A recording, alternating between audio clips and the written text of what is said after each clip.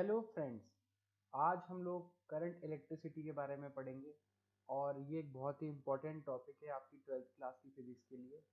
और इससे रिलेटेड जो क्वेश्चंस हैं वो मैं आपको आगे वाले जो वीडियोस है उसमें इसके रिलेटेड क्वेश्चंस आते रहेंगे। अभी हम लोग सिर्फ इसके अंदर बेसिक बेसिक जो चीज़ें हैं, जो इम्पोर्टेंट चीज़ें हैं जो आप यूज़ कर सकते हैं, वो हम इसमें पढ़ेंगे। तो करंट इलेक्ट्रिसिटी में आज हम अपनी इस वीडियो में क्या क्या देखने वाले हैं। हम सबसे पहले इलेक्ट्रिक करंट के बारे में पढ़ेंगे कि करंट क्या है और उसका क्या रिलेशन है, उसको हम कैसे इक्वेशंस में यूज़ करेंगे और डेली लाइफ में उसे कैसे यूज़ करेंगे। फिर हम लोग बात करेंगे कन्वेंशनल करंट की, जो डायरेक्शन वगैरह से रिलेटेड है करंट की, कि भाई डायरेक्शन क्या लेते हैं। थर्ड हम लोग पढ़ेंगे ड्रिफ्ट वेलोसिटी, कि ड्रिफ्ट वेलोसिटी क्या होती है और ड्रिफ्ट वेलोसिटी का यूज़ क्या है। इससे रिलेटेड बहुत सारे जो क्वेश्चंस हैं वो एनसीईआरटी में फिजिक्स में आते हैं और जो बोर्ड रिलेटेड एग्जाम्स हैं उनके अंदर भी इस रिलेटेड क्वेश्चंस आते हैं। उसके बाद हम लोग फोर्थ पे पढ़ेंगे करंट डेंसिटी के बारे में। फिफ्थ पे हम लोग पढ़ेंगे ओम्स लॉ, डेफिनेटली बहुत इंपॉर्टेंट है, यही रिलेशन देता है करंट और रेजिस्टेंस और वोल्टेज के बीच में। फिर हम लोग बात करेंगे resistance, resistivity, conductance and conductivity की, इनके बीच में डिफरेंस क्या है और उनका यूज क्या है। फिर अगला है टेम्परेचर डिपेंडेंस ऑफ रेजिस्टेंस, कि जो रेजिस्टेंस है वो टेम्परेचर पे डिपेंड कैसे करता है।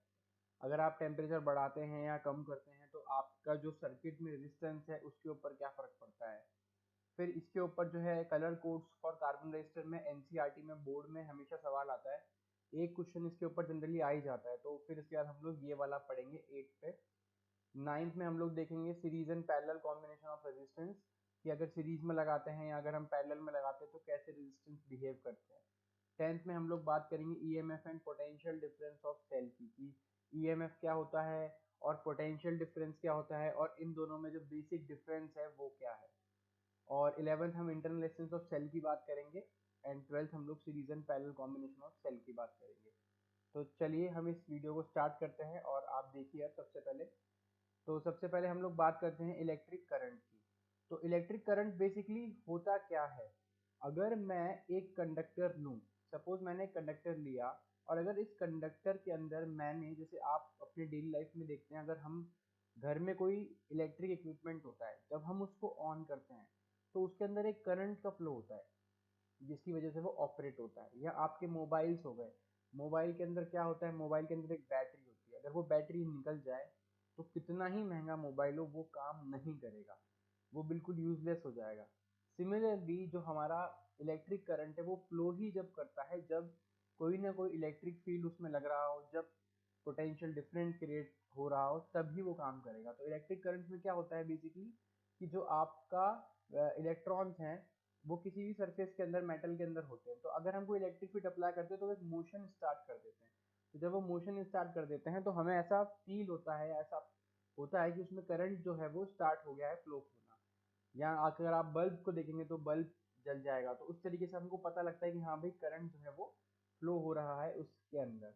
अब इलेक्ट्रिक करंट को डिफाइन कैसे किया जाता है, जैसे कि मान लो इस कंडक्टर में चार्ज फ्लो हो रहे हैं, तो जितने, जैसे हम वहां पे पढ़ा था हमने काइनेमेटिक्स के चैप्टर में, कि स्पीड क्या होती है, जितनी डिस्टेंस एक आदमी कवर करता है पर यूनिट टाइम के, सिमिलरली इलेक्ट्रिक करंट क्या होता है, जितना एक चार्ज फ्लो कर जाता है किसी भी सेक्शन के थ्रू, कितने सेकंड में, एक सेकंड में। जैसे कि अगर आप स्क्रीन पे देखो, अगर मान लो इस कंडक्टर को जो मैंने बनाया है इसमें मैंने एक सेकंड में देखा कि यहाँ पे, ये जो मैंने देखा कि इस टाइम के अंदर, टाइम 1 सेकंड के अंदर मान लो यहाँ पे कुछ इलेक्ट्रॉन्स आ जाते हैं। तो अगर ये इलेक्ट्रॉन्स ज्यादा आएंगे तो इलेक्ट्रिक करंट भी क्या होगा, ज्यादा होगा। मतलब चार्ज जो होगा अगर यहाँ ज्यादा रहेगा तो करंट ज्यादा रहेगा, अगर चार्ज कम रहेगा तो करंट कम रहेगा। तो इस तरीके से इलेक्ट्रिक करंट को डिफाइन किया जाता है। तो अगर मैं बोलता हूँ कि rate of flow of charge is steady, rate of flow का मतलब जैसे आप ऐसे समझिए कि जो चार्ज पर यूनिट टाइम आ रहे हैं, ठीक है, जैसे कि अगर मान लो एक पानी का टैप है, अगर उसमें से पानी गिर रहा है, अगर पानी कॉन्स्टेंटली गिर रहा है तो ऐसी कॉन्स्टेंटली गिरती चीज को हम लोग बोलते हैं रेट ऑफ फ्लो स्टेडी है।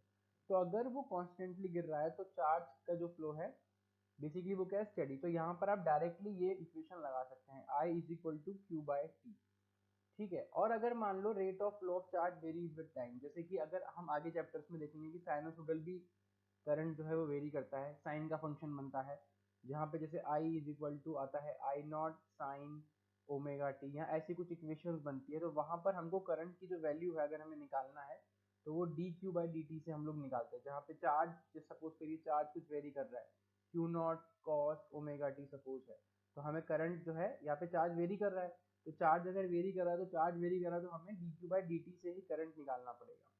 कैपेसिटर चैप्टर में और आगे वाले चैप्टर्स में ऑल्टरनेटिंग करंट वाले में ये फॉर्मूला यूज करके ही आप करंट को निकालते हैं। ठीक है, अब हम बात करते हैं डिफरेंट टाइप्स ऑफ करंट। तो करंट किस किस टाइप के होते हैं, करंट का टाइप जैसे कि बिहेवियर। अब जैसे कि सबसे पहले आप ए वाला ग्राफ देखिए, ए वाले ग्राफ में करंट की जो वैल्यू है, सपोज मान लीजिए यहाँ पे वैल्यू 10 होती, तो पूरे टाइम 10 ही है करंट की वैल्यू। इसका मतलब जो वैल्यू है वो स्टेडी है, स्टेडी मतलब वो चेंज नहीं हो रही है। तो अगर वो चेंज नहीं हो रही है तो हम लोग उसको बोलते हैं करंट कैसा है, स्टेडी करंट है। ठीक है, बी और सी वाले में आप देखिए, बी में आप देखो लीनियरली करंट बढ़ता जा रहा है, टाइम के साथ करंट जो है वो लीनियरली बढ़ता जा रहा है। तो बी में जो करंट है वो लीनियरली वेरी कर रहा है। और जो सी वाला है, सी वाले में आप देखिए कि थोड़ा सा कुछ डिटरमाइन नहीं कर सकते, जो करंट है वो बस वेरी करे जा रहा है। तो जो सी वाला है उसमें हम आप देखोगे कैसे कर रहा है, वो कुछ भी रैंडमली वेरी कर रहा है लेकिन वो इंक्रीज कर रहा है। ठीक है, अब डी वाले की बात कर लेते हैं। डी वाला जो है ये हम आगे वाले चैप्टर्स में पढ़ेंगे। तो डी वाले में इस तरीके का जो ग्राफ है ये साइन का कर्व होता है, अगर आपने मैथ्स में देखा होगा तो साइन का कर्व होता है। तो करंट जो है वो साइन के कर्व पे वेरी कर रहा है। तो ये जो ग्राफ है आई नॉट साइन ओमेगा टी वाला, ये जो है ऑल्टरनेटिंग करंट का ग्राफ है। और जो हमारे घरों में बिजली आती है या करंट आता है वो इसी तरीके से आता है। आपने देखा होगा जब करंट आता है तो वो 220 वोल्टेज एसी इस तरीके से लिखा रहता है, तो वो एसी का मतलब होता है ऑल्टरनेटिंग करंट। अब हम आगे चलते हैं, करंट के टाइप्स हमने सारे यहाँ पे देख लिए हैं। अब हम बात करते हैं कन्वेंशनल करंट की। अब देखो, अगर कंडक्टर में कन्वेंशनल करंट मतलब क्या हुआ कि करंट की डायरेक्शन तो माननी पड़ेगी। अब करंट की डायरेक्शन मानी कैसे जाती है, तो होता क्या है, हमारे पास दो ही चीज है कंडक्टर में जो फ्लो करती है, मतलब अगर हम देखा जाए तो इलेक्ट्रॉन्स ही हैं बेसिकली जो फ्लो करते हैं। तो हम लेकिन कन्वेंशनल करंट के अंदर क्या मानते हैं कि जो पॉजिटिव चार्ज है, जो पॉजिटिव चार्ज है, ये बहुत इंपॉर्टेंट पॉइंट है, पॉजिटिव चार्ज का जो डायरेक्शन है वही हमारा कहलाता है करंट का डायरेक्शन। मतलब कन्वेंशनल मतलब जैसे कि वो चला आ रहा है। जैसे हमने जब इलेक्ट्रोस्टैट हम पढ़ेंगे आगे तो हम इलेक्ट्रोस्टैट में हम देखेंगे कि पॉजिटिव चार्ज को ही लिया जाता है इलेक्ट्रिक फील्ड के लिए। सिमिलरली कन्वेंशनल सेट होते हैं, मतलब ये किसी ने लिया हुआ है, आप चाहते तो इलेक्ट्रॉन को भी ले लेते, आप चाहते तो पॉजिटिव वाले को भी ले लेते हैं, लेकिन हम लोग किसको लेते हैं, पॉजिटिव वाले को। तो ध्यान रखना, कभी भी क्वेश्चन आता है तो क्वेश्चन आएगा तो डायरेक्शन ऑफ करंट क्या ली जानी चाहिए, डायरेक्शन ऑफ करंट ली जानी चाहिए मोशन ऑफ पॉजिटिव चार्ज। और पॉजिटिव चार्ज कैसे मोशन करेंगे, इलेक्ट्रिक फील्ड के इन्फ्लुएंस में। इलेक्ट्रिक फील्ड बेसिकली उनके ऊपर एक फोर्स क्रिएट करेगा, जब वो फोर्स क्रिएट होगा तब उनका मोशन स्टार्ट होगा कंडक्टर के अंदर। तो जब उनका मोशन स्टार्ट होगा तो हम लोग उस मोशन को ही बोलेंगे करंट का डायरेक्शन। तो conventional current is the current whose direction is along the direction of motion of positive charge under the action of electric field। इस डायग्राम में भी आप देख लो, ये एक प्लस वाली प्लेट है, ये माइनस वाली प्लेट है। तो जो अगर मैं यहाँ पे पॉजिटिव चार्ज रख देता हूँ तो पॉजिटिव चार्ज कहाँ जाएगा, नेगेटिव चार्ज की तरफ, यानी कि राइटवर्ड जाएगा। तो अगर वो राइटवर्ड जाएगा तो करंट का डायरेक्शन अगर मैं बताना होगा तो वो भी क्या हो जाएगा, राइटवर्ड करंट का डायरेक्शन हो जाएगा। सिमिलरली मान लो अगर हमें क्वेश्चन में उल्टी प्लेट्स दी होती, मान लो इस तरफ नेगेटिव प्लेट होती और इस तरफ पॉजिटिव प्लेट होती, तो अब क्या करते हैं हम लोग, अब हम ऐसा देखते कि भाई नेगेटिव वाला अगर डायग्राम हम सोचे तो नेगेटिव वाला कैसे जाएगा, भाई नेगेटिव वाला डेफिनेटली प्लस वाले की तरफ जाएगा। और सिमिलरली जो प्लस वाले होंगे वो किस तरफ जाएंगे, वो लेफ्ट की तरफ जाएंगे। तो अगर प्लस वाले लेफ्ट की तरफ जाएंगे तो उनके अंदर जो डायरेक्शन हमें बोला जाएगा किसका, करंट का, तो करंट का डायरेक्शन किस तरफ होगा, पॉजिटिव वाले की तरफ होगा। तो हमारा करंट लेफ्ट साइड जाएगा सेकंड वाले पार्ट के अंदर। ठीक है, अब हम लोग बात करते हैं कि ड्रिफ्ट वेलोसिटी क्या होती है। ठीक है, तो अब देखिए यहाँ पे क्या हो रहा है, जैसे एक आप माने electric field is like an acceleration. ठीक है, इलेक्ट्रिक फील्ड क्या है, जैसे कि हम अगर बात करें ग्रेविटेशनल फील्ड की, तो आप उससे समझिए कि अगर जैसे अर्थ है, अब अर्थ के ऊपर मान लो सपोज कोई भी चीज गिरती है तो उसकी स्पीड धीरे धीरे बढ़ती जाती है। क्यों, क्योंकि आपको डाउट आएगा क्यों ऐसे बढ़ रही, क्योंकि जो अर्थ का ग्रेविटेशनल फोर्स है वो उसके ऊपर कंटिन्यूसली एक्ट कर रहा है। तो इस वजह से उसकी जो स्पीड है वो क्या हो रही है, वो बढ़ती जा रही है। सिमिलरली यहाँ पर भी सेम वही इफेक्ट होता है कि जो करंट होता है वो इलेक्ट्रिक फील्ड की वजह से इलेक्ट्रॉन फ्लो हो रहे हैं। अब इलेक्ट्रिक फील्ड है तो एक प्रकार का फोर्स ही, मतलब बेसिकली एक फोर्स है जो क्रिएट करेगा उनके अंदर क्या, एक्सेलरेशन। अब जब उनके अंदर एक्सेलरेशन आएगा तो डेफिनेटली उनके साथ क्या होगा, अगर उनमें एक्सेलरेशन आएगा तो उनके वेलोसिटी जो आएगी, जो अचीव करेंगे, वो कहलाती है ड्रिफ्ट वेलोसिटी। ठीक है, तो इस वेलोसिटी से ही वो क्या करते हैं, पॉजिटिव टर्मिनल की तरफ जाते हैं। तो हम अगर यहाँ पे हमारा अभी हमने जो सेकेंड लॉ न्यूटन का देखा था, तो हम जानते हैं कि v इज इक्वल टू क्या होगा, u प्लस ए टी। ठीक है, किसी भी टाइम पे अगर हम देखते हैं। अब यहाँ पे देखिए u हम मान लेते हैं सपोज कि शुरू करा तो उस टाइम पे बिल्कुल भी इलेक्ट्रिक फील्ड नहीं था, तो u जीरो होगा। तो v इज इक्वल टू आ गया a इंटू टी। अब देखिए हम एक्सेलरेशन यहाँ पे क्या होगा, यहाँ पे एक्सेलरेशन कौन दे रहा है, इलेक्ट्रिक फील्ड। तो हम जानते हैं कि जो चार्ज है q इंटू इलेक्ट्रिक फील्ड, ये तो क्या हो गया हमारा फोर्स, ये तो हमारा फोर्स हो गया जो एक इलेक्ट्रॉन पे लग रहा है। फोर्स इज इक्वल टू क्या होगा, मास इनटू एक्सेलरेशन। तो अगर हम एक्सेलरेशन की बात करेंगे तो वैल्यू कितनी आएगी, q into E divided by m। तो अगर हमें एक्सेलरेशन यहाँ पे मिल गया तो हम इसमें डायरेक्टली लिख सकते हैं कि v इज इक्वल टू क्या हो जाएगा, v drift is equal to Q E, यानी कि q को आप e लिख लिए स्मॉल वाला, Q E by M divided by m into T. तो हमारा ये देखो अब यहाँ पे फॉर्मूला आ गया, V D is equal to A into T. तो हमारा ड्रिफ्ट वेलोसिटी आ गया minus E by M into T. ये हमारा क्या है, ड्रिफ्ट वेलोसिटी का आ गया है फॉर्मूला। डेरिवेशन आपको मैंने राइट साइड पे बता दिया किस तरीके से इसमें, जैसे अर्थ पे इलेक्ट्रिक मैग्नेटिक ग्रेविटेशनल फील्ड था, वैसे ही यहाँ पे इलेक्ट्रिक फील्ड होने की वजह से एक एक्सेलरेशन आ रहा है। उस एक्सेलरेशन से इलेक्ट्रॉन तेजी से जा रहा है अपनी तरफ, तो वो जो वेलोसिटी वो जो गेन करेगा वो कहलाती है ड्रिफ्ट वेलोसिटी। तो डेफिनेशन क्या है, drift velocity is defined as the velocity with which the free electrons get drifted towards positive terminal under the effect of applied electric field। मतलब अप्लाइड इलेक्ट्रिक फील्ड के अंदर जो वो वेलोसिटी गेन करेंगे और जिससे वो पॉजिटिव टर्मिनल पे हिट करेंगे, वो कहलाती है ड्रिफ्ट वेलोसिटी। ठीक है, अब हम इस चीज को, करंट को हम क्या बोलते हैं, current is directly proportional to drift velocity. सीधी सी बात है, अगर ड्रिफ्ट वेलोसिटी ही जीरो हो गई, मान लो अगर ड्रिफ्ट वेलोसिटी जीरो हो गई तो इलेक्ट्रॉन कहीं जाएगा ही नहीं, तो करंट कितना हो जाएगा, जीरो हो जाएगा। तो करंट की जो प्रोपोर्शनैलिटी है वो डिपेंड करती है किस पे, ड्रिफ्ट वेलोसिटी पे।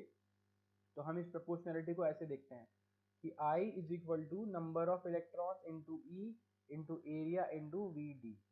ठीक है, तो इसको हम इसमें देखो, अब सारी चीजें, n यहाँ पे है number of density of electrons, इसके ऊपर जेई में भी सवाल आ चुका है एक बार अभी 2019 में इस पे सवाल आया था। n number of density of electrons, और e यहाँ पे है हमारे पास, कहाँ गया, इलेक्ट्रॉनिक चार्ज, जो हमें चार्ज दिया हुआ है, और a हो गया एरिया। ठीक है, एरिया जो भी आपका एरिया ऑफ क्रॉस सेक्शन होगा, जैसे यहाँ पे एरिया, ये एरिया ऑफ क्रॉस सेक्शन है।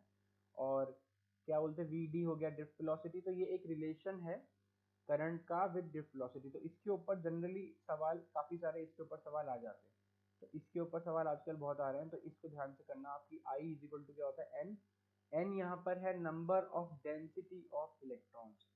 ठीक है, मतलब पर यूनिट वॉल्यूम अगर बोलेंगे डेंसिटी को, तो number of density of electrons है हमारा एन।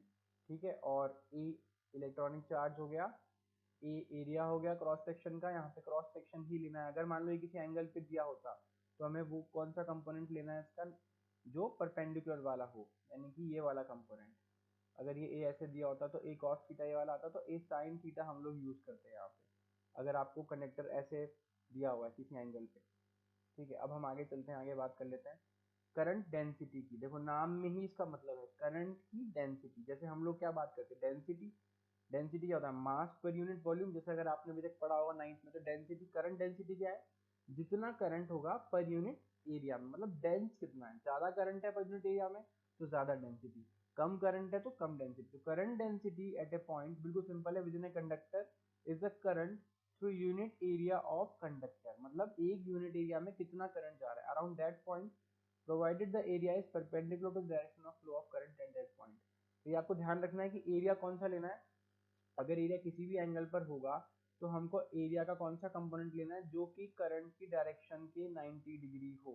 तो हमें एरिया का वो कंपोनेंट लेना है क्रॉस सेक्शन का जो कि करंट के क्या हो, 90 डिग्री। हमेशा अगर ऐसा होगा तो आपको इस पे लेना है। ठीक है, और करंट डेंसिटी को बिल्कुल आप नॉर्मल डेंसिटी की तरह याद कर सकते हैं। करंट डेंसिटी बिल्कुल वही है, मास पर यूनिट वॉल्यूम, जैसे वहां पे होता था। यहाँ पे अगर आप देखोगे तो चार्ज रिलेटिंग किससे, करंट से, करंट पर यूनिट एरिया। तो हमारे पास ये आ गया जे। करंट डेंसिटी क्या डिफाइंड है, आई डिवाइडेड बाय ए। और हम क्योंकि अभी पहले वाले रिलेशन में देख चुके हैं I इज इक्वल टू होता है NE/VD, तो एरिया को अगर हम मल्टीप्लाई कर देंगे तो NE/VD भी कहला सकती है करंट डेंसिटी। दोनों फॉर्मूले आप यूज कर सकते हो, N/E/VD भी यूज कर सकते हो और I/A भी फॉर्मूला, ठीक है। और वेक्टर फॉर्म में अगर हम लिखेंगे तो I जो आएगा वो आएगा J dot A। Dot product मतलब कौन सा हो गया, परपेंडिकुलर वाला, तो इसको भी लिख सकते हैं JA cos थीटा, अगर रिजॉल्व करके लिखेंगे तो। अब हम लोग चलते हैं किसकी तरफ, ओम्स लॉ की तरफ। तो सबसे इंपॉर्टेंट है ओम्स लॉ इस चैप्टर के अंदर। ओम्स लॉ क्या कहता है, ओम्स लॉ बेसिकली बताता है रिलेशन वोल्टेज और करंट का। अब ऐसा होता है कि ओम्स क्या नोट करता है अपनी लैब में, कि जब भी आप क्या करते हो, वोल्टेज बढ़ाते हो किसी भी इलेक्ट्रोस्टैटिक मतलब किसी भी कंडक्टर के अलावा, तो जब आप वोल्टेज बढ़ाते हो तो करंट भी प्रोपोर्शनली इंक्रीज होता है। और वो प्रोपोर्शनलिटी, वो बहुत शॉक हुआ देख के अपनी लैब के रिसर्च में कि वो प्रोपोर्शनैलिटी लीनियर है। तो अगर वो प्रोपोर्शनैलिटी लीनियर है तो हमारा जो करंट है उसका जो फ्लो है, उसने दिमाग लगाया कि कोई ना कोई ऐसा रिलेशन होगा जो इस पर डिपेंड करता होगा। तो बहुत सारी उसने जो फॉर्मूलेज लगाए, रिलेशंस लगाए, फिर जाके उसका निकल कर आया कि जो V है वो IR पे डिपेंड करता है। तो हमारा जो इलेक्ट्रिक करंट, इसने ऐसे ग्राफ प्लॉट किए थे बहुत सारे अलग अलग कंडक्टर्स के ऊपर लेके, कभी सिल्वर पे, कभी गोल्ड पे, कभी कॉपर पे, कभी टिन पे, मतलब उस पर हर किसी पे वो ले लेके ना उसने पूरा एक रिलेशन निकाला कि भाई मैं वोल्टेज बढ़ाता हूँ, अगर मैं वोल्टेज बढ़ाता हूँ तो करंट भी प्रोपोर्शनली बढ़ता है, ठीक है। तो electric current flowing through a conductor is directly proportional to the potential difference across the two ends of a conductor when physical conditions such as temperature and mechanical state remain the same। मतलब आपको क्या करना है, temperature का variation नहीं करना है, ना ही आपको मैकेनिकल स्ट्रेन करना है, मतलब आपको वायर को खींचना नहीं है, कंप्रेस नहीं करना है, आपको एज इट इज वायर को रखा अगर आपने, सिमिलर टेम्परेचर कंडीशंस हैं, तो इलेक्ट्रिक करंट जो होगा वो प्रोपोर्शनल होगा किसके, पोटेंशियल डिफरेंस के, ठीक है। और जो प्रोपोर्शनैलिटी का जो कांस्टेंट होगा, प्रोपोर्शनैलिटी किस प्रोपोर्शनैलिटी पे डिपेंड करेगी, रेजिस्टेंस पे। तो V is equal to I R, V is equal to I R हमारा इस चैप्टर का सबसे इंपॉर्टेंट फॉर्मूला है। तो V is equal to I R आप लगा सकते हो। V is equal to I R आपको बताता है कि भाई करंट कैसे वोल्टेज पे डिपेंड करता है। तो यहाँ पे मेरा कंडक्टर है, ठीक है, इसके अंदर यहाँ पे जो पॉजिटिव वाले हैं उनका फ्लो है हमारा करंट, और ये हमने वोल्टेज लगाया, वोल्टेज लगाते ही यहाँ पे हम देखेंगे इस तरीके से करंट फ्लो हो रहा है। तो ये हमारा क्या है, ग्राफ बनता है V और I का, वो बनता है लीनियर। अगर वो लीनियर है तो लीनियर ग्राफ के अंदर हम लोग क्या कह सकते हैं कि जो ऐसा ऑब्जर्व होता है तो वो रेजिस्टेंस पे डिपेंड करता है, ठीक है। अब हम आगे चलते हैं, आगे बात करते हैं रेजिस्टेंस की। अब हम पढ़ेंगे रेजिस्टेंस क्या है। तो रेजिस्टेंस बेसिकली देखो क्या होता है, जो अब नाम में ही है, अगर हम नॉर्मली लैंग्वेज में यूज करते हैं, लेमन में क्या रेजिस्टेंस कर रहा है, ये बहुत मतलब ये बहुत ज्यादा अपोज कर रहा है, रेजिस्टेंस का मतलब है अपोजिशन करना। तो देखिए जैसे क्या होगा, अगर करंट फ्लो हो रहा है कंडक्टर के अंदर, तो करंट फ्लो होगा तो कुछ ऐसे इलेक्ट्रॉन्स होंगे, कुछ ऐसा होगा जो क्या करेंगे, उसके फ्लो को अपोजिशन ऑफर करेंगे। तो जैसे अगर मान लो कि सपोज आप खुद सोचिए कि अगर कोई, जैसे प्लास्टिक की मैं बात करता हूँ, तो जनरली हम लोग प्लास्टिक में क्यों ऐसा बोलते हैं कि भाई प्लास्टिक में करंट फ्लो नहीं होता। जैसे कि कभी अगर कहीं करंट स्लिप हो रहा है तो आप घर में भी हैं तो आप प्लास्टिक या आप स्लीपर चप्पल पहनेंगे, रबड़ की कुछ पहनेंगे ताकि वो आपकी बॉडी में कंडक्ट ना हो। तो इसका कारण क्या है कि वहां पे रेजिस्टेंस जो है वो करंट का बहुत ज्यादा है। जैसे वुड हो गया, लकड़ी, या जैसे कि मान लो आप, बहुत सारी ऐसी चीजें हैं जो करंट को बहुत रेजिस्ट करती है, तो करंट उनमें से फ्लो नहीं करेगा, तो यानी कि ह्यूमन जो है वो उनसे सेफ रहेगा, ठीक है। तो एज ए ह्यूमन आप अगर करंट से बचना चाहते हैं, तो जैसे अगर आप प्लास्टिक के ग्लव्स पहन लीजिए, या आप मान लो अगर करंट वायर को छू रहे हैं तो आप उसके ऊपर डायरेक्टली मत छुए, आप उसे किसी उसको प्लास्टिक में रोल कर दिए तो आपको करंट फील नहीं होगा। जैसे हमारे मोबाइल चार्जर्स आते हैं, तो मोबाइल चार्जर में आप देखिए प्लास्टिक के रहते हैं वो, अब वो डायरेक्टली अगर आप सीधे हम तार को पकड़ लेंगे तो करंट लगेगा, क्यों, क्योंकि हमारी बॉडी कंडक्टिव है, और जो प्लास्टिक होता है वो बहुत रेजिस्टिव होता है, तो वो करंट को फ्लो नहीं होने देता। इस वजह से जो रेजिस्टेंस है वो क्या कहलाता है, resistance of a conductor is the opposition offered by the conductor to the flow of electric current through it. अब कंडक्टर बहुत सारी वैरायटी के होते हैं, करंट कॉपर भी होता है, सिल्वर भी होता है, अपना लेड भी होता है, मतलब बहुत सारी चीजें हैं जो करंट को कंडक्ट करती हैं, और किसी में भी आप करंट का फ्लो देख सकते हैं बेसिकली।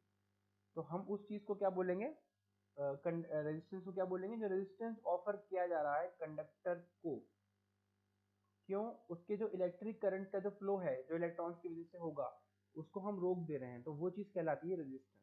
जितना ज्यादा रेजिस्टेंस उतना ही वो बैड कंडक्टर, और जितना अच्छा वो कंडक्टर उतना ही कम रेजिस्टेंस। यानी कि अगर आप जैसे बात करिए कॉपर की, तो कॉपर और जो वो बहुत अच्छा एक रेजिस्टेंस कम है उसमें, तो कॉपर जनरली यूज होता है हमारी बहुत सारी इंडस्ट्री में। आप वायरिंग देखेंगे सब कॉपर की है। और अगर हम बात करते हैं कि वुड की या ये सब, ये आप यूज करते हैं ताकि आपको करंट के शॉक्स न लगे, आप करंट से बच के रहें, तो इनके अंदर क्या है, करंट का रेजिस्टेंस ज्यादा है। तो फॉर्मूला है आर का, देखिए अभी हमने देखा R is equal to V by I. अब resistance in term of physical features, अब हम देखते हैं कि वो फॉर्मूले से हम कैसे बताते हैं कि रेजिस्टेंस क्या होता है। अब देखिए हमने पढ़ा था आई जो आता है current is equal to N E A V D.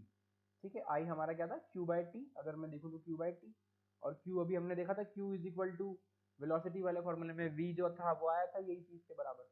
तो अब हमारा जो करंट है वो है N E A V D. अब Vd को हमने वहां पे पिछले वाली इक्वेशन में जो Vd की वैल्यू रखी है यहाँ पे, ठीक है, जो V आया था हमारा, क्या आया था Vd हमारा आया था E small E into capital E by M into T. तो हम इसको वैल्यू को पुट किया तो हमारे पास I बन गया N E A square V by I divided by M.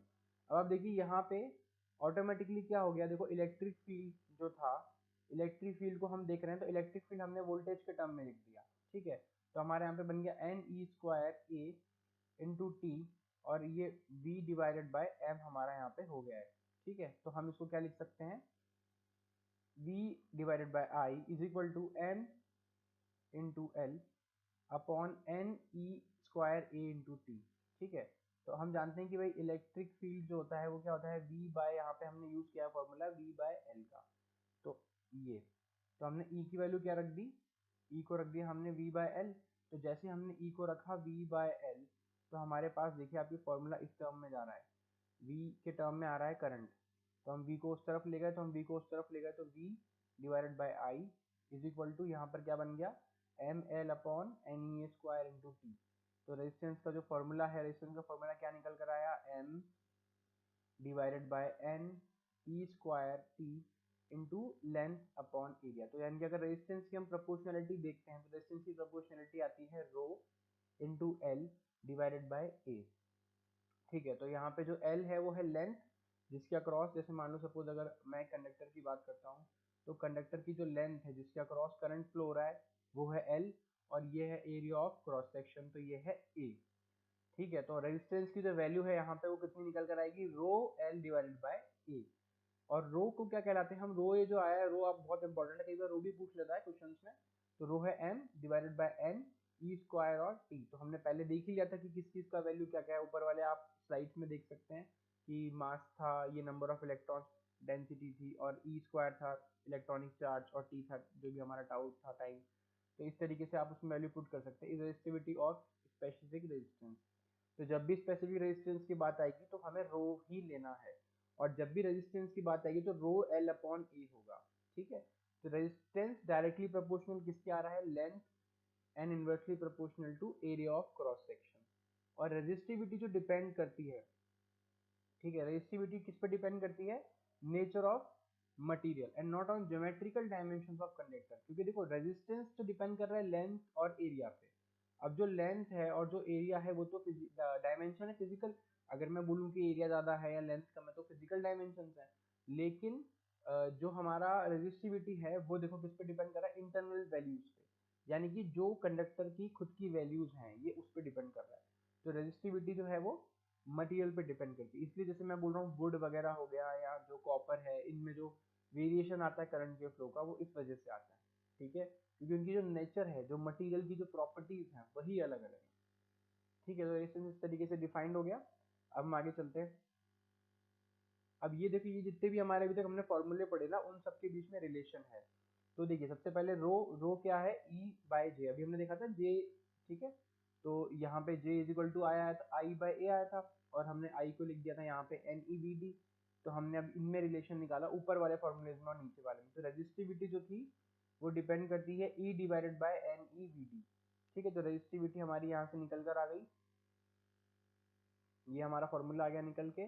उसके बाद वी डी, ड्रिफ्ट वेलोसिटी हमारी क्या आ गई, अब देखिए इसको बिल्कुल इंटरचेंज कर करके लिखना। तो वी डी आ गया हमारे पास E divided by N E into resistivity. ठीक है, उसके बाद V D is equal to V, इस तरीके से हमारा क्या है सारे की सारी चीजें। तो ये हमारे रो के टर्म में, जो आपने अभी ऊपर रो देखा था, तो ये रो के टर्म में हमारे सारे फॉर्मूले आ गए। जो हमने अभी रो यूज़ किया है, तो क्वेश्चनों में रो के टर्म में फॉर्मूले आ जाते हैं कई बार। तो रेजिस्टिविटी, तो हमें रिलेशन किस किस में निकाल रहे हैं, देखो drift velocity, resistivity, current, electric field, और ये हमारा रिलेशन हो गया, और ये वोल्टेज हो गया। ठीक है, तो इस तरीके से हम लोग रिलेशन निकाल रहे हैं करंट डेंसिटी और वोल्टेज में, इस सब में। ठीक है, अब हम बात करते हैं व्हेन टेम्परेचर इंक्रीजेस, जब टेम्परेचर बढ़ेगा तो ड्रिफ्ट वेलोसिटी डिक्रीज करेगी एंड रो इंक्रीज करेगा। And when current increases V drift decreases. ठीक है, तो अब देखिए हमने रिलेशन निकाला था, तो टेम्परेचर का मतलब क्या था, जब टेम्परेचर की मैं बात करता हूँ, तो जब टेम्परेचर बढ़ने लगेगा तो क्या होगा, जो जो डिप वेलोसिटी है, मतलब वो जा रहे हैं, वो टकराने लग जाएंगे दूसरों से। अब टकराएंगे तो उन डिक्रीज करेगा उनकी वेलोसिटी, डिप वेलोसिटी, तो उनका जो रो है, ठीक है, रो क्या करेगा, इंक्रीज कर जाएगा। क्योंकि देखो आप रो जो है वो इनवर्सली प्रोपोर्शनल है डिप वेलोसिटी की। ये सवाल ऑब्जेक्टिव क्वेश्चंस में आ सकता है। और अगर मैं बात करता हूँ किसकी, करंट की और इसकी डिप वेलोसिटी की, तो करंट जब इंक्रीज करेगा तो डिप वेलोसिटी क्या करेगी, डिक्रीज करेगी। क्योंकि इनका रिलेशन देखो अपोजिट आ रहा है। जो करंट है जो वो इनवर्सली प्रोपोर्शनल है किसके, डिप वेलोसिटी के। ठीक है, तो जब क्या होगा, जैसे कि करंट अगर मान लो इंक्रीज करता है, ठीक है, करंट नहीं, ये लेंथ की बात है, since E is equal to V by L, ये एल इसने लेंथ ले रखी है यहाँ पे, तो E इज इक्वल टू क्या आता है, वी बाय एल। तो जब हमारी लेंथ यहाँ पे क्या करेगी, इंक्रीज करेगी, जब हमारी लेंथ इंक्रीज करेगी तो ड्रिफ्ट वेलोसिटी क्या करेगी, डिक्रीज करेगी। क्यों, क्योंकि देखो लेंथ वाले फॉर्मूले के हिसाब से यहाँ पे देखो रो इनवर्सली आ रहा है, तो ड्रिफ्ट वेलोसिटी जो है वो, ड्रिफ्ट वेलोसिटी किसके इनवर्सली प्रोपोर्शनल है, लेंथ के। तो अगर हम लेंथ बढ़ाते हैं तो ड्रिफ्ट वेलोसिटी जो है वो कम हो जाएगी। ठीक है, अब हम बात करते हैं कंडक्टेंस एंड कंडक्टिविटी की। कंडक्टेंस एंड कंडक्टिविटी क्या होती है, conductance is the reciprocal of resistance. जो रेजिस्टेंस हमने पढ़ा था ना आर, तो अगर मैं बात करूं 1/r की, तो ये कहलाता है, क्या कहलाता है, कंडक्टेंस। ठीक है, सिमिलरली जो रेजिस्टिविटी है 1/रो, तो 1/रो की जो वैल्यू आती है वो कहलाती है क्या, कंडक्टिविटी। ठीक है, तो इसके ऊपर कई बार सवाल आ जाता है कि भाई कंडक्टिविटी और कंडक्टेंस में डिफरेंस क्या है, और दोनों की एसआई यूनिट में अंतर क्या है। तो एसआई यूनिट ओम की उल्टी होती है एमओ, और यहाँ पर होती है एमओ पर मीटर। ठीक है, क्योंकि कनेक्टिविटी का फॉर्मूले के हिसाब से हम लोग निकाल लेते हैं। अब हम बात करते हैं टेम्परेचर डिपेंडेंस ऑफ रेजिस्टेंस। तो रेजिस्टेंस की टेम्परेचर डिपेंड कैसे करती है, तो देखो रेजिस्टेंस के साथ क्या होता है, जब हम टेम्परेचर बढ़ाते हैं तो जो नंबर ऑफ कोलिजन है वो क्या होता है, इंक्रीजेस। क्योंकि देखो जब टेम्परेचर बढ़ेगा तो क्या होगा, जैसे आप समझिए कि अगर कोई एक रूम है, उस रूम में आग लग जाती है सबको, तो जो लोग हैं वहाँ के वो भागने लगेंगे इधर उधर। अगर वो भागने लगेंगे तो वो एक दूसरे से टकराएंगे। अगर वो टकराएंगे तो क्या होगा, उनकी वजह से जो इंटरनल एनर्जी है, ठीक है, वो बढ़ जाएगी, उसकी वजह से वो टकराएंगे, और जो उनका रिलैक्सेशन टाइम होगा वो कम हो जाएगा।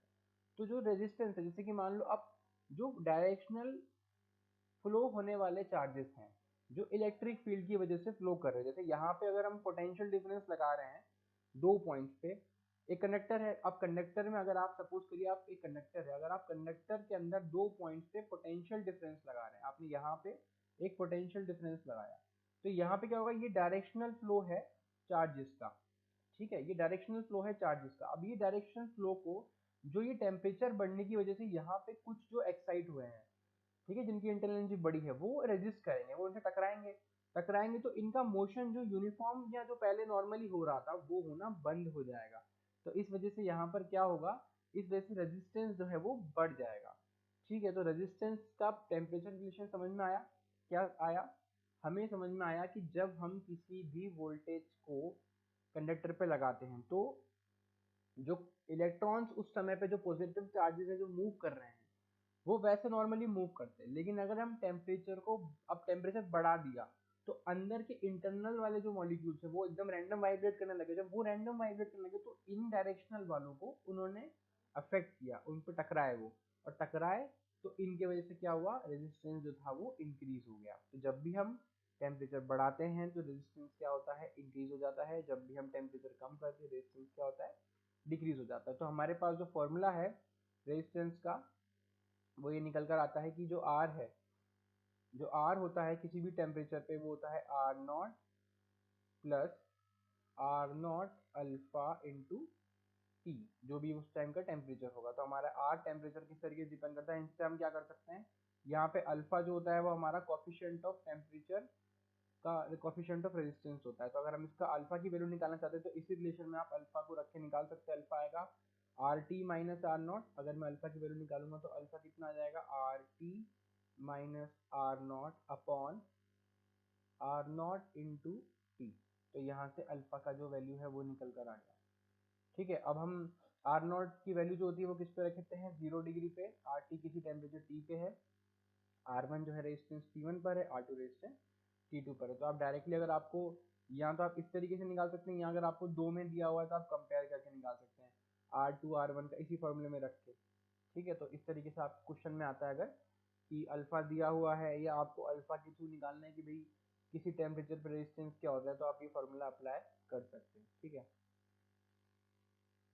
अब हम बात करते हैं colour code for carbon resistance की। तो इसके ऊपर एनसीईआरटी में हमेशा सवाल आते हैं।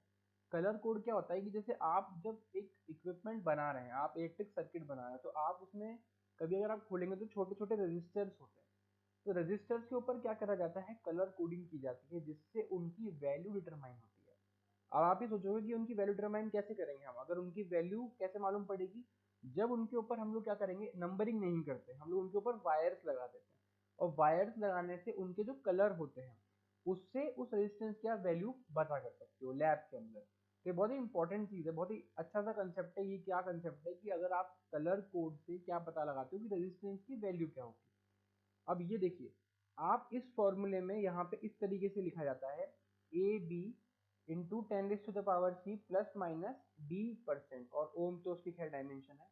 तो अब मैं बताता हूँ कैसे इसको शुरू करते हैं। देखिए, सबसे पहले आप रजिस्टर को देखेंगे, तो रजिस्टर में क्या होगा, आपको एक तो सबसे पहले ये रिंग मिलेगी पहली, उसके बाद दूसरी, उसके बाद तीसरी, और एक लास्ट में होगी इनसे कुछ दूर चौथी एंड पॉइंट पे। तो जो ये 1 और 2 वाली है रिंग, ये हमको देती है सिग्निफिकेंट फिगर, यानी कि ये हमारा होता है ए और ये हमारा होता है बी। और जो हमारा होता है थर्ड वाली रिंग, वो हमारा क्या होता है, जो इंटू 10⁻⁴ में सी में जो आएगा वो ये होता है थर्ड वाला नंबर। और फिर हम प्लस माइनस करके जो ये फोर्थ वाला है हम इसको लिख देते हैं। अब आप ये पूछोगे कि सर ऐसा कैसे करना है, इसको हम कैसे करें डिटरमाइन, कि हम कैसे पता लगाएं कि कलर में क्या है। तो कलर का एक फॉर्मूला है, कलर क्या है फॉर्मूले में हमें पता लगता है। तो फॉर्मूला क्या है, टेबल से आता है। तो कलर क्या, देखो लेटर है, कलर है black, brown, red, orange, yellow, green, blue, violet, grey, white. तो इनके नंबर हैं 0 1 2 3 4 5 6 7 8 9। और कलर की जो यहाँ पे gold, silver and no colour, तो टॉलरेंस के लिए ये वाले यूज होते हैं। अब जैसे मान लें कि यहाँ पे देखिए ये वाला ब्राउन कलर है, सपोज ब्राउन, वॉयलेट और ब्लैक है, तो मुझे इसका लिखना आएगा। तो मैं सबसे पहले टेबल में देखूंगा, टेबल में देखो ब्राउन कितना है 1 पे, तो मेरा 1 आया एक। तो उसके बाद मेरा वॉयलेट कितने पे, देखो वॉयलेट है आप 7 पे, तो मैं लिखूंगा 7। उसके बाद इंटू 10⁻⁶, सी क्या है आपका, सी है यहाँ पे किस पे, देखो जो सी हमारा कलर कोड है थर्ड वाला, तो हमारा जो सी वाला हो जाएगा यहाँ पे कितना, 10⁻�0। ठीक है, तो हमारा यहाँ पे इंटू 10⁻⁶, तो 10⁻⁶ कितना हो जाएगा 0, इजी प्लस माइनस। अब हम एक और चीज कर लेते हैं, क्या, प्लस माइनस, मतलब ब्लैक है ना, तो ब्लैक किस पे, 0 पे है, प्लस माइनस, और हमारा कितना है डी, डी क्या है यहाँ पे, गोल्ड की रिंग है, तो गोल्ड का देखो आप कितना है टेबल से 5%, तो प्लस माइनस 5%। अब हम दूसरा करते देखो, ग्रीन, ये वाला समझ में आ गया आपको। अब देखो एक example, green, red, blue, silver. सबसे पहले ग्रीन देखना है टेबल से, तो ग्रीन की वैल्यू कितनी है 5, तो सबसे पहले क्या लिखना है यहाँ पे 5। ठीक है, उसके बाद रेड की वैल्यू देखो, रेड की वैल्यू कितनी है 2, तो 52। अब फिर इंटू लग जाएगा 10⁻⁴ ब्लू, ब्लू की वैल्यू कितनी, देखो ब्लू ब्लू कितना है 6, तो 10⁻⁶। अब हमें टॉलरेंस देखना है, तो प्लस माइनस सिल्वर कितना है 10%, तो ये कितना हो जाएगा 10%, और पीछे लगा देना है ओम। तो ये इसका निकाल लिया। अब देखिए यहाँ पे कोई कलर नहीं है, मतलब अगर कोई भी कलर नहीं है रिंग में, तो यहाँ पे हमको यूज करना है नो कलर वाला फॉर्मूला। ठीक है, तो नो कलर वाला फॉर्मूला यूज करेंगे। अब देखिए यहाँ पे पहले था क्या था, ब्राउन, तो ब्राउन था, तो ब्राउन का कितना है 1, फिर वॉयलेट, वॉयलेट का देखो कितना है टेबल से 7, तो 1 7 इंटू ब्लैक का कितना है 10⁻⁴ कितना हो गया यहाँ पे, देखिए ब्लैक का है 0, और प्लस माइनस 20%। तो आप ऐसे कितने ही कलर कोड बहुत सारे प्रैक्टिस कर लो, तो आपको क्या है थोड़ा क्लियर हो जाएगा कि एग्जाम में आएगा तो मुझे कैसे करना है। ये कई बार सवालों में डायरेक्ट आता है, एक बार ये जेई में भी क्वेश्चन पूछा जा चुका है कि कलर कोड दे के आपको निकालना है। ठीक है, फिर इसका फॉर्मूला क्या होता है, देखो इसको याद करने की ट्रिक है, B Roy of Great Britain has very good wife. ठीक है, मतलब कोई एक बीबी रॉय करके होगा, उसकी ब्रिटेन में बहुत अच्छी सुंदर बीवी है। ठीक है, तो ये यहाँ पे आप यूज कर सकते हो इस तरीके से, बहुत आसान है। कैसे, बी को याद रखना है आपको सबसे पहले ब्लैक से, तो ब्लैक पे होगा 0, उसके बाद आ जाएगा ब्राउन, ब्राउन पे हो जाएगा 1। ठीक है, उसके बाद आ जाएगा रॉय, रॉय से आप रेड से ध्यान रख लीजिए, रेड से आ जाएगी वैल्यू 2। उसके बाद ऑरेंज, ऑरेंज से वैल्यू आएगी 3। ग्रेट यानी कि जी, यानी कि ग्रीन, ग्रीन से आ जाएगी कितनी 5। ठीक है, उसके बाद यहाँ पे या ऑरेंज 3 4 5, ये सब यही चल रहा है, रॉय में ही चल रहा है 2 3 4 5। ठीक है, 1 0 1 2 3, उसके बाद येलो में 4। ठीक है, उसके बाद और ग्रीन, ग्रीन में 5। उसके बाद ब्रिटेन यानी कि ब्लू, ब्लू में कितना 6। उसके बाद वॉयलेट, तो वॉयलेट यहाँ से आ जाएगा, वॉयलेट में कितना आ जाएगा 7। और ग्रुड मतलब यहाँ पे ग्रे है, उसके बाद ग्रे में आ जाएगा 8 और डब्लू में आ जाएगा 9। ठीक है, आपको इस तरीके से ध्यान रखना है। इसको आप याद करने की ट्रिक क्या है, B Roy of Great Britain, B Roy, ठीक है, ऑफ ग्रेट ब्रिटेन। ऑफ की कोई मतलब इसमें नंबर नहीं है, ग्रेट का जी, और उसके बाद ब्रिटेन, हैज हटा लो, हैज में कुछ भी नहीं है यहाँ पे, और वेरी, वी का वॉयलेट हो जाएगा, उसके बाद गुड का वापस से ग्रे, और वाइट का वाइट। तो ये आपके 10 डिजिट्स को आप ऐसे याद कर सकते हैं। ठीक है, इस तरीके से क्वेश्चन एग्जाम में तो आप अटेम्प्ट कर सकते हैं। अब बात करते हैं another colour code for carbon residence, ये भी एक कलर कोड यूज होता है, हालांकि ये सिलेबस में इतना नहीं है, पर फिर भी इसको भी आप देख लीजिए। कलर कोड क्या है, देखिए दो एंड जो है यहाँ पे, एक तो वो, एक रिंग, और तीसरा एक येलो बॉडी। तो अब देखो, colour of the body gives the first significant figure, यानी कि जो बॉडी का कलर है, बॉडी का कलर जो है वो गिरता है पहला सिग्निफिकेंट फिगर। तो यहाँ पे कलर क्या है, येलो, तो पहला सिग्निफिकेंट आ रहा है हमारा येलो। उसके बाद colour of the end give the second significant figure, तो सेकेंड वाला जो मिलता है हमको वो कलर ऑफ द एंड से मिलता है। And the colour of the dot give the decimal multiplier, तो डॉट का कलर किससे मिलता है, डेसिमल मल्टीप्लायर से। And the colour of the ring give the tolerance, तो कलर ऑफ द रिंग, जो रिंग यहाँ पे लगी हुई है, तो आपको वहीं से यूज करनी है वैल्यूज। तो वहां पे रेड की वैल्यू थी 4, येलो की वैल्यू थी 4, रेड की थी 2, ठीक है, और ब्लैक की थी 6। ठीक है, उसके बाद आपको यहाँ पे ब्लू, ब्लू की थी 6, और उसके बाद प्लस माइनस 5%। ठीक है, अब हम बात करते हैं सीरीज कॉम्बिनेशन ऑफ रजिस्टर। तो अगर देखो आप रजिस्टर अगर इस तरीके से लगे हुए हैं, एक के बाद एक के बाद एक के बाद एक, तो ये क्या होता है, सीरीज कॉम्बिनेशन। और ये है पैरेलल कॉम्बिनेशन, यानी कि एक साथ लगे हुए, मतलब अगर हम वोल्टेज लगाते हैं यहाँ पे कुछ, तो इस पूरे तीनों में एक साथ वोल्टेज आएगा, और अगर यहाँ पे लगाते हैं तो इनमें भी एक ही वोल्टेज आएगा। ठीक है, तो यहाँ पे अगर हम R को लिखते हैं तो इसमें फॉर्मूला आता है R is equal to R1 plus R2 plus R3। और अगर हम पैरेलल में लिखते हैं तो पैरेलल में आता है 1/R1 plus 1/R2 plus 1/R3। ठीक है, उसके बाद है ना, हम अब बात करते हैं सोर्स ऑफ ईएमएफ की। तो देखो सोर्स ऑफ ईएमएफ क्या होता है, दो बात है। पहली बात तो क्या है कि एक तो जो सेल है वो अपना पोटेंशियल डिफरेंस दे रहा है, और दूसरा है जो ईएमएफ है। तो दोनों में क्या अंतर है, इलेक्ट्रोमोटिव फोर्स जो है वो देता है जो टू इलेक्ट्रॉन्स के बीच में आ रहा है। ठीक है, जब सेल, अगर मैं एक सेल की बात करूं, तो अगर एक सेल जो है, अगर उस सेल के अंदर मान लो ये 5 वोल्ट का सेल है, अगर ये किसी भी सर्किट में नहीं लगा हुआ, तो ये जो डिफरेंस आ रहा है इसके अंदर, ठीक है, तो इसको हम लोग क्या बोलते हैं, मैक्सिमम पोटेंशियल डिफरेंस, इसको हम लोग बोलते हैं ईएमएफ इस सेल का। और अगर मैं बात करूं पोटेंशियल डिफरेंस की, तो अब अगर मान लो मैं इस सेल को किस सर्किट में लगा देता हूं, सपोज, अब अगर मैं इसको किस सर्किट में लगा देता हूं, तो इसके अक्रॉस जो, अब देखो कुछ तो इसके अक्रॉस पोटेंशियल चेंज होगा इंटरनल रेजिस्टेंस की वजह से, और कुछ एक्सटर्नल सर्किट में होगा। तो जो इसके अक्रॉस अभी यहाँ पे जो पोटेंशियल चेंज हो रहा है, ये कहलाता है पोटेंशियल डिफरेंस। और ये जो बाकी सर्किट में भी कुछ कॉज करेगा, ठीक है, तो हम इस चीज को बोलते हैं पोटेंशियल डिफरेंस। तो पहले ईएमएफ क्या होता है, EMF is the maximum potential difference between two electrons of the cell when no current is drawn from the cell. मतलब ड्रॉ, जैसे अगर हम मार्केट से बैटरी लेके आते हो एवरेडी की, तो उस पर लिखा होता है 3 वोल्ट या 1.5 वोल्ट या 4। अगर कोई हैवी वाली वोल्टेज आ रहा है, या फिर मोबाइल की जो बैटरी होती है वो आप देखते हो एमएच में होती है। सिमिलरली वो है उसका जब उसमें कोई करंट ड्रॉ नहीं हो रहा है। ठीक है, ये क्या है, इंडिपेंडेंट है रेजिस्टेंस ऑफ द सर्किट से, मतलब जो सर्किट का रेजिस्टेंस है ना, उस पर बिल्कुल इंडिपेंडेंट है। और दूसरा term EMF is use only for the source of EMF. ठीक है, ये हमेशा यूज किया जाता है जो सोर्स है जिससे आप करंट आ रहा है। ऑल्टरनेटिव करंट में क्या होता है, जो करंट का वेरिंग सोर्स होता है ये वो ईएमएफ होता है।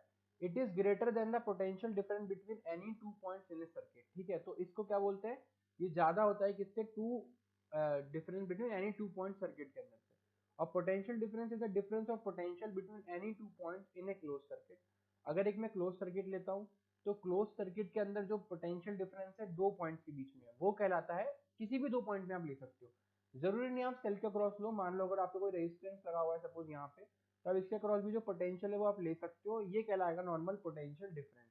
It is measured between any two points of the circuit, however potential difference is greater than EMF when the cell is being charge. अब अगर आपने मोबाइल को चार्ज कर रहे हो, अगर आप उल्टा चला रहे हो, जैसे मोबाइल से अगर आप यूज कर रहे हो मोबाइल को तो वो डिस्चार्ज हो रहा है। अगर आप मोबाइल को उल्टा चार्ज कर रहे हो, उस अकेले केस में पोटेंशियल डिफरेंस जो है वो ईएमएफ से ज्यादा आ जाता है सेल के। मतलब वो अभी सर्किट में हम देखेंगे कि वो कैसे ज्यादा आ जाता है, लेकिन क्या होता है मैं आपको बता देता हूँ फिर भी रफली, कि जो हमारा रेजिस्टेंस है उस टाइम क्या हो रहा है कि हमारा जो सेल है वो उल्टा उसको चार्ज कर रहा होता है, हमारे इस सेल को करंट जो एक्सटर्नल वोल्टेज हम ज्यादा बढ़ा देते हैं, तो हम ज्यादा वोल्टेज लगा देते हैं, तो ये V2 ये V1 और ये हमारा उल्टा वोल्टेज है, तो हमारा क्या उल्टा करंट फ्लो होने लगता है। तो इस केस में ऑलमोस्ट यहाँ पर क्या होता है E प्लस आई आर, यहाँ पर हमारा जो पोटेंशियल डिफरेंस है, जो पोटेंशियल डिफरेंस की वैल्यू आती है वो आती है E plus I into R. I हमारा हो गया इंटरनल, आर आई हो गया जो करंट हम सर्किट में दे रहे हैं, और आर हो गया हमारा इंटरनल रेजिस्टेंस। तो यहाँ पे पोटेंशियल डिफरेंस जो है वो ज्यादा आता है ईएमएफ से। ठीक है, अब हम बात करते हैं इंटरनल रेजिस्टेंस ऑफ सेल की। तो मतलब क्या होता है, देखो सेल कैसे क्रिएट करते हैं आपने पढ़ा होगा, सेल एक इलेक्ट्रोलाइट बनाते हैं। जब भी क्रिएट करते हैं तो एक रॉड इलेक्ट्रोड टाइप रहता है, एक यहाँ पे एक सोल्यूशन रहता है। तो हम क्या कहते हैं कि जो भी यहाँ पे इसके अंदर जो करंट फ्लो हो रहा है, हम यहाँ पे एक तो प्लस टर्मिनल यहाँ से एक माइनस हम डाल देते हैं। जनरली आपने देखा होगा डैनियल सेल, आपने अगर लैब में एक्सपेरिमेंट किया होगा डैनियल सेल वगैरह में इस तरीके से चलता है। तो डैनियल सेल में ऐसे ही आता है करंट। तो क्या होता है इलेक्ट्रोलाइट है, तो इलेक्ट्रोलाइट के अंदर क्या होगा, जो सेल के इलेक्ट्रोलाइट है उनमें वो अपोज करेंगे इस करंट के फ्लो को। तो ये जो अपोजिशन कहलाता है ना, ये कहलाता है कुछ इंटरनल रेजिस्टेंस ऑफ सेल। ठीक है, तो factor affecting internal resistance of cell, कौन से फैक्टर जो इंटरनल रेजिस्टेंस को अफेक्ट करते हैं। सबसे पहले अगर इलेक्ट्रोड्स का सेपरेशन बहुत ज्यादा होगा तो इलेक्ट्रोलाइट में लेंथ ज्यादा चाहिए रहेगी, तो करंट को होगा, करंट फ्लो करने के लिए तो हायर वैल्यू ऑफ रेजिस्टेंस बढ़ जाएगा, मतलब यहाँ पे। तो larger the separation between the electrodes of the cell, अगर इलेक्ट्रोड द सेल में लार्जर सेपरेशन होगा तो इलेक्ट्रोलाइट की मोर लेंथ हमको चाहिए रहेगी through which current has to flow, and consequently a higher value of internal resistance, तो higher internal resistance ज्यादा देगा।